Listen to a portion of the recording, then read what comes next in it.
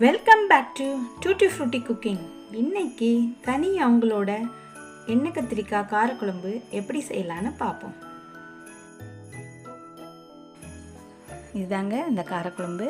அதுக்கு தேவையான பொருள்கள்: வெங்காயம், தக்காளியெல்லாம் சாப் பண்ணி வச்சுக்கலாம். நான் ஒரு 300 கிராம் இந்த கத்திரிக்காய் வாங்கியிருக்கேன். அதை இப்படி ப்ளஸ் மாதிரி ஆஃப் இது வரையும் நம்ம கட் பண்ணிக்கலாம். எல்லாத்தையும் பூச்சியெல்லாம் இருக்கான்னு பார்த்துக்குங்க. பார்த்துட்டு நல்லா அழகாக கட் பண்ணி வச்சுக்கலாம். அதை தண்ணியில் போட்டு வச்சுக்கணும்.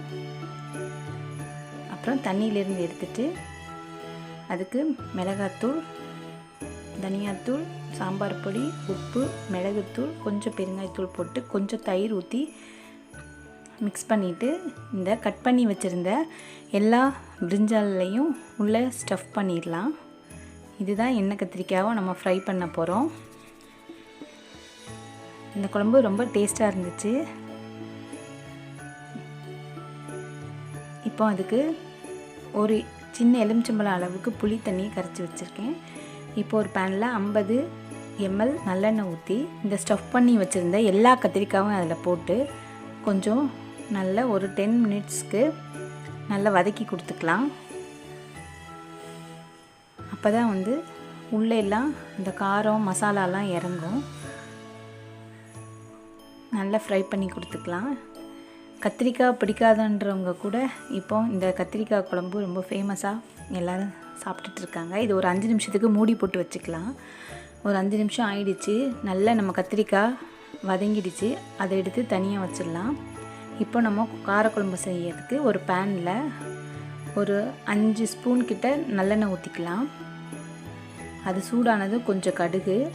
நான் இன்றைக்கி தாளிப்புக்கு வடகம் சேர்க்குறேன். ஒரு 4 வடகம் அதையும் கிள்ளி அதில் போட்டுப்போம். அப்போ இந்த குழம்பு இன்னும் நல்ல வாசனையாக இருக்கும் காரக்குழம்பு.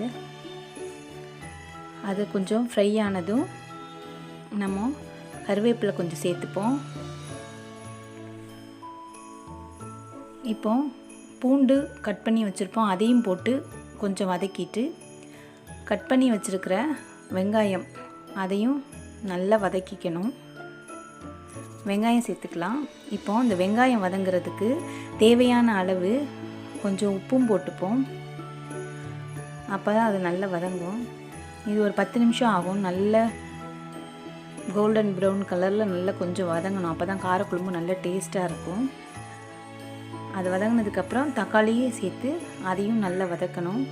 இதுக்கும் ஒரு 10 நிமிஷம் கிட்ட ஆகும். நம்ம மூடி போட்டு கொஞ்சம் இடையில மிக்ஸ் பண்ணி கொடுத்துக்கலாம். நல்ல வெங்காயம் தக்காளி வதங்கினதுக்கப்புறம் நம்ம மசாலாலாம் சேர்த்துக்கணும். சாம்பார் பொடி 3 ஸ்பூன், தனியா பொடி 2 ஸ்பூன், மிளகாத்தூள் 2 ஸ்பூன் சேர்த்துக்கணும். இதை லோ ஃப்ளேமில் வச்சு அடிப்பிடிக்காமல் ஒரு 2 நிமிஷத்துக்கு நல்லா மிக்ஸ் பண்ணி கொடுத்துக்கணும். அப்போ தான் அந்த பச்சை வாசனையெல்லாம் போகும். இப்போ 2 நிமிஷம் ஆயிடுச்சு. இப்போ நம்ம புளி தண்ணி கரைச்சி வச்சுருப்போம், அதையும் இதில் சேர்த்துக்கலாம். சேர்த்துட்டு மிக்ஸ் பண்ணி கொடுத்துக்கலாம்.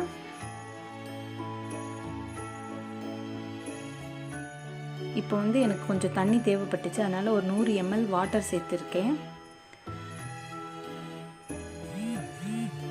சேர்த்துட்டு இந்த குழம்புக்கு தேவையான உப்பையும் நம்ம சேர்த்துடலாம். இப்போ இந்த ஒரு 10 நிமிஷத்துக்கு நல்லா கொதிக்க வச்சுப்போம். மூடி போட்டு வச்சுக்கலாம். குழம்பு நல்லா கொதிச்சாச்சு. இப்போ நம்ம ஃப்ரை பண்ணி வச்சுருக்கிற கத்திரிக்காவை அதில் சேர்த்துடலாம்.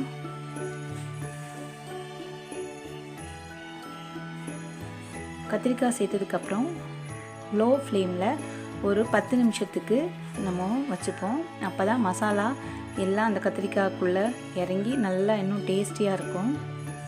லோ ஃப்ளேமில் வச்சு நல்லா கொஞ்சம் கொதிக்க வைப்போம். இப்போ அந்த எண்ணெய் கத்திரிக்காய் வதக்குனதில் இந்த எண்ணெயும் அந்த மசாலாவும் இருக்கும், அதையும் சேர்த்துக்கலாம். இப்போ லேசாக மிக்ஸ் பண்ணி கொடுத்துப்போம். இந்த கத்திரிக்காய் குழம்பு ஆல்மோஸ்ட் ரெடி ஆகிடுச்சு. இதுக்கு ஒரு ஸ்பூன் வெல்லம் சேர்த்துப்போம். வெல்லம் சேர்த்து ஒரு நிமிஷம் கொதிக்க வச்சுப்போம். அவ்வளோதான், எண்ணெய் கத்திரிக்காய் குழம்பு சூப்பராக ரெடி ஆகிடுச்சு. கம கம கமன்ட்டு சூப்பராக இருந்துச்சு. இந்த வீடியோ பிடிச்சிருந்தா லைக் பண்ணுங்கள், ஷேர் பண்ணுங்கள், சப்ஸ்கிரைப் பண்ணுங்கள், all icon bell icon click பண்ணுங்கள்.